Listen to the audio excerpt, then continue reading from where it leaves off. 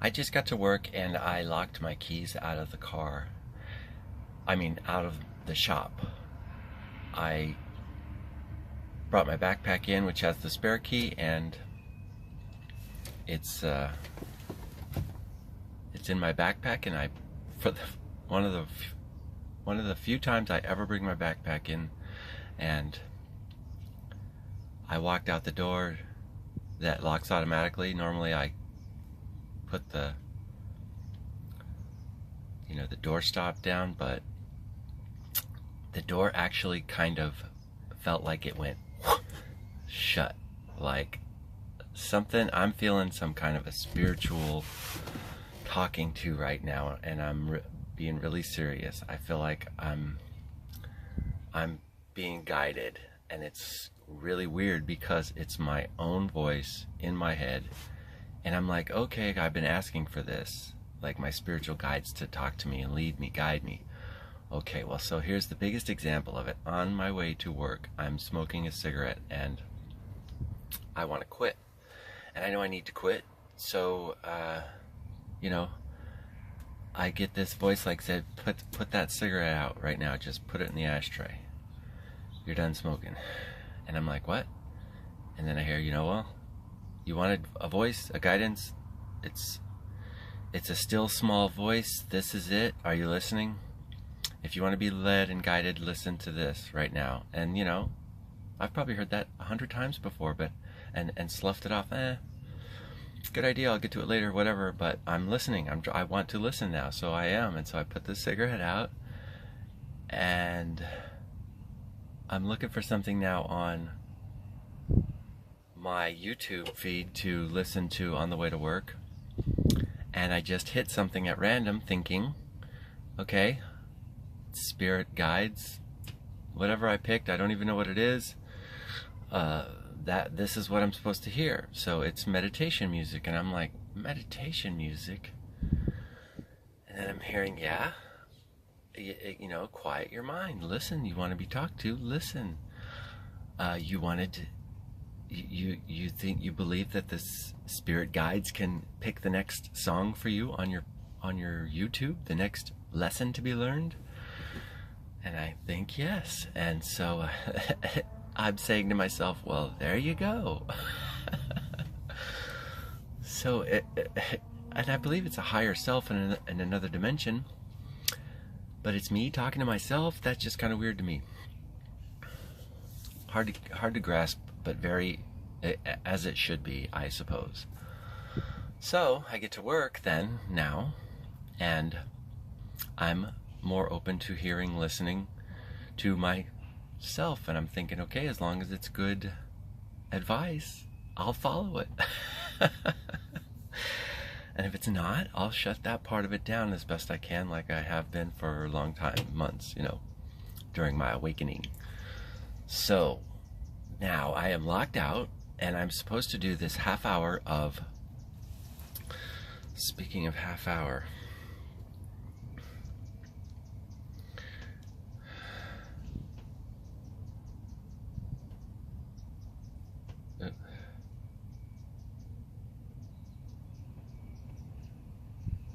is it going? Okay, half hour. We're supposed to do a half hour of a talk to ourselves. Just tape it. Talk for half an hour about what your foundation story is going to be for School of Life. So this is, I believe, I'm hearing me talk to myself. I'm saying,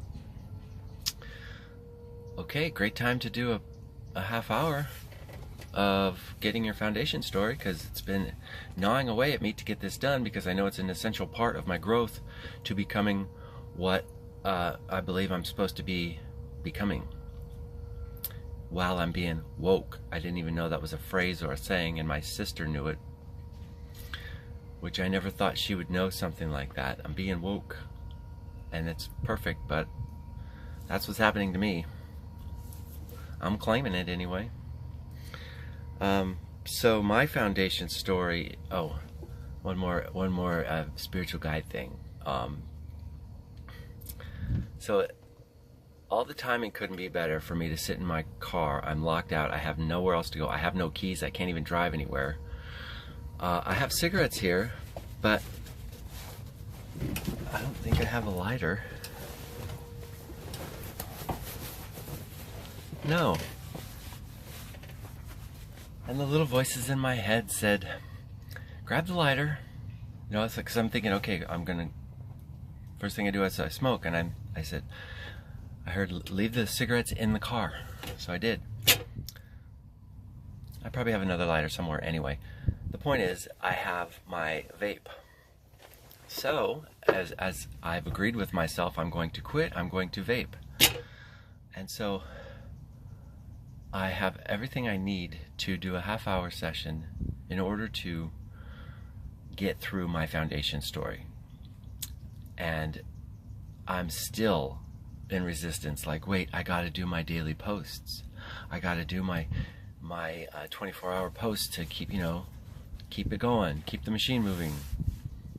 So I did that, and I launched a new campaign about unlocking Tommy, and I really felt I was led and guided to do that.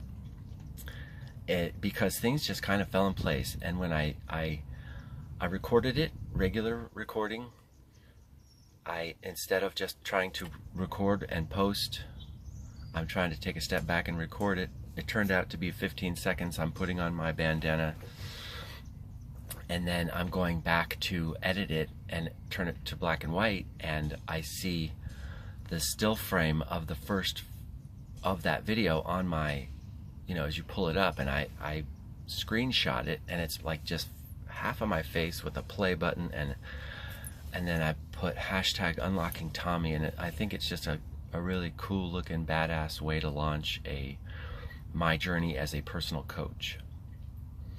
And I felt that that's all new. That's, you know, unlocking Tommy isn't new, but all of that hype or ad campaign stuff came, it felt like, from the ethers. So anyway, so I wanted to post that to my feed, launch it, do my stories, and then I'll get to the half hour. Well, I got all that done, and there is exactly a half hour left before the next guy gets here to unlock the door. So are my spiritual guides talking to me, and is it Tommy, and is it another dimension of me, and is it my own voice that I'm going to hear as I seek these guides? It looks like, at least for right now, yes, I'm okay with all of that. So the reason I want to become a personal coach or a life coach is because I believe I'm being spiritually awakened, and I was raised a Christian, and I just decided, I got sober a little over 7 years ago from freedom from alcohol. I used the AA program. It works wonderfully. It worked great. It works. I got to a point in my life where I was going to less and less meetings, and I was putting myself through a guilt trip about it. Like, dude, you're gonna go drink, you're gonna go drink. And then, so I lived with that for a long time, but I really honestly felt that I didn't want to or need to go anymore. God cured me of the desire to drink. And going to meetings was fun, and I got to know people, but I didn't really care. I mean, the relationships you build are awesome. Don't get me wrong. I have great relationships. But, you know, it's like anything else. You stop going to the meetings, and you lose contact, and you lose touch, and you just don't go, and you lose those friends as well. You know, things happen. People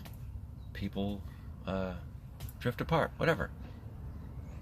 And the whole theme of it is you have to go to meetings. The whole basis of AA, though, the thing I disagree with is the fear factor.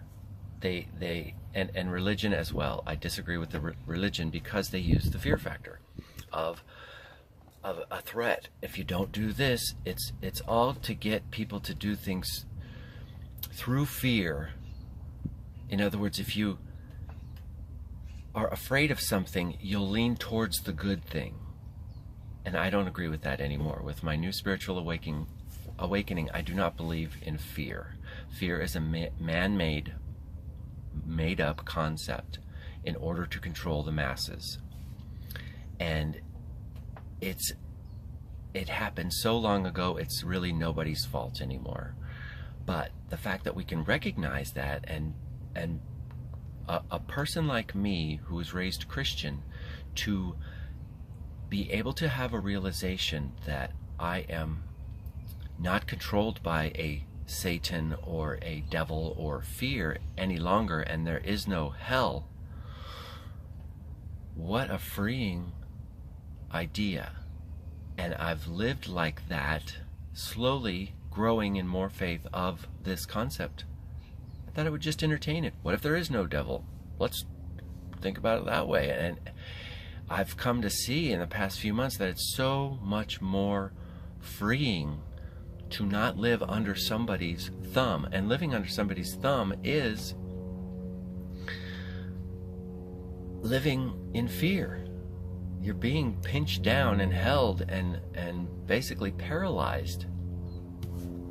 So I no longer chose to live under that premise.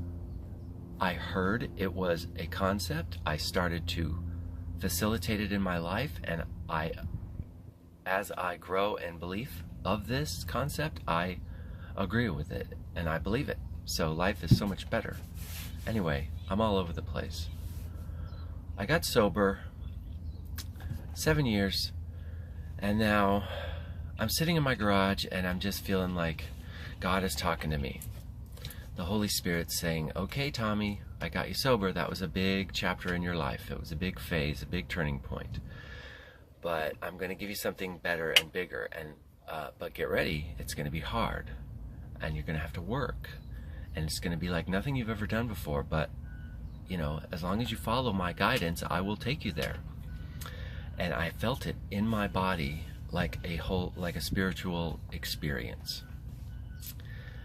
And I kind of, you know, that feeling grows and grows, and then I start to think about it and say it and do it, and like, I don't know what it is, and I don't know where it goes. But then my brother sent me a Billy Osbrook's motivational talk on YouTube, and I liked it, and I got pumped up by it. I'd listen to it in the morning, and I'd think, okay, yeah, this is a good start. Didn't know if it was part of my next level shit, but I knew it made me feel good, and it helped me get to work and stuff. And then I started thinking and listening to, I wanted to start a business with my friend about inventions, you know, working together with making inventions and selling the patents for you know, an ongoing income. If we do several patents or one or whatever, if we get enough income per month that's coming in from selling these patents, or I want 1% of each unit, blah blah blah, then we can retire comfortably. So that was the whole goal. Is okay, so I'm on the internet listening to motivational speeches. I'm thinking back to my Amway days of reading positive mental attitude books, and I thought, Think and Grow Rich. Those are the people, those are the guys back in the day that made the money, and this is how they did it, Napoleon Hill. So I tell my friend Keith, hey man, I'm listening to this on audiobook, and you know, the law of attraction really started coming big time into my life. Of The Secret, I would rewatch that over and over again. On YouTube now, I'm just getting into the law of attraction stuff, and it's really starting to open my eyes. And as I allowed myself to step away from, oh, you're not supposed to believe in channeling or spiritual, you know, people talking through you, that's the devil, that's evil. And I'm like, well, if there is no devil and it is no evil, then let me at least explore it, remembering my fear, and guide me, Holy Spirit, through this valley of death as I trench into the unknown of spirituality. So I armored myself with the full armor of God, and I did, and I asked for guidance, and I come to find out that it's all good. There are spirits out there, there are other life forms, whatever, but they're here to help us, you know. but we're afraid of them, like they're gonna attack us. Bad spirits, aliens. Basically, it's all the same shit, you know? Anyway, so I think I can share that journey of what I used to believe as a Christian and what I believe now, and how much of an awakening it is, and how alive I feel. And like I'm having a Kundalini experience where your chakras are being awakened and awoken and awakened. And I feel amazing. And I feel I'm at an age in my life where I'm looking for other incomes as well. You know, the pursuit of inventing stuff and patenting it, that's kind of on the back burner as I'm trying to learn how to market whatever product. I don't know. I'm just feeling like I'm being led by my intuition to do some sort of social media content on what my beliefs are. And in that has developed my intention was just to take in content and do little 5-minute, 10-minute blurps on it. But I want to, and I want to do that too, but I also want to, I feel it inclusive and above or a bigger part of content making for little subjects of law of attraction or Christianity or my views on this and that and the other is a personal coaching aspect where I sit one-on-one and talk to a person and help them with whatever I can help them with. And I believe that I can be led through the Holy Spirit and my guides to help people. If I continue to learn and grow myself, I can reach my hand down and help the next person. So one of the stories I used to describe why I want to be a personal coach is to my coach, Lily Ma, is that let's say you're going around the block and you fall in a big hole and you can't get out and you're stuck and you're yelling, help, help, somebody help me, somebody help me. And the priest comes by and he looks down in the hole and he says a prayer for you, and you don't get out. And so, you know, how the story goes, whatever. So basically the premise is you're stuck in a hole and you don't know how to get out and you can't get out and you've tried everything. And when you're at your bottom and you're at your breaking point, then somebody jumps down in the hole, and that's me. And I say, hey, I'm here to help. And you say, what are you doing? I'm stuck in this hole. I don't know how to get out. I've tried everything. And now you're in the hole, and now we're both stuck. And I say, dude, I've been in this hole. I know how to get out. Follow me. So my personal life coaching premise is going to be, if I haven't gone through it and lived it and learned it, I don't feel qualified to coach it. So, but there are several areas that I'm good at. I'm good at recovery. I'm well versed in law of attraction, in theory and concept, and I have applied it, and it is working. I have documentable stories that I can share. So, and then the spirituality of being awakened and becoming a personal coach, and then how I'm taking my passion and turning it into a business, some way to make money, because although money is not the end game, it's a frequency needed along the way and a very necessary part of success. So, but it can never be it can never be the end game. My end game is to help one person at a time out of that hole. And if they go around the block and they fall back in the hole, then they know how to get out. Or I jump down back in the hole and help them get out again. And we rise together. So that is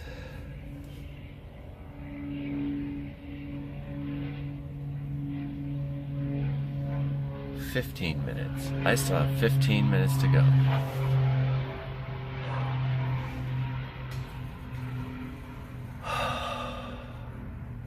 I don't really have much else to say, so 20 minutes. We'll go with that. What would I like to say to my audience? If you're following me, thank you. If you're following my journey, thank you. If you'd like to join me in my journey, direct message me for a free coaching session. The first one's free. The first one's on me. Like getting together for coffee. Get to know each other. See if we match. Kind of like dating, and it is. It's a relationship. It's a professional relationship that you pay for. So I don't even know how much to charge either. So I'm thinking $20 a month for 45 minutes of a chat over coffee. How things going, what are we working on, and once a week follow-up via email or whatever, and however the preferred form of communication is. Like with Lily, it's like I'll send her a direct message on Instagram. Instagram is her preferred method, so I moved over to Instagram from YouTube. I am working actively with my life coach, learning and growing, and she is as well. Evan Carmichael is her mentor, so I'm tapped into a good line of sponsorship, and I feel like I'm a little junior warrior in my own little warrior game of life, and I'm acquiring a new tribe and surrounding myself with great mentors to guide me in a way that I can learn positively, not negatively. You're doing it all wrong. So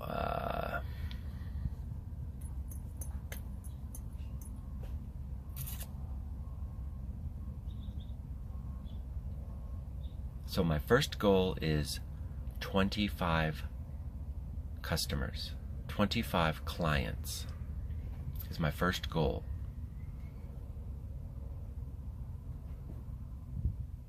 And we'll go from there. Thanks for coming along. I'm looking forward to the adventure. Thanks for joining me. Straight up, Tommy T's. Tommy T's feed. Unlocking Tommy. How do you unlock your life?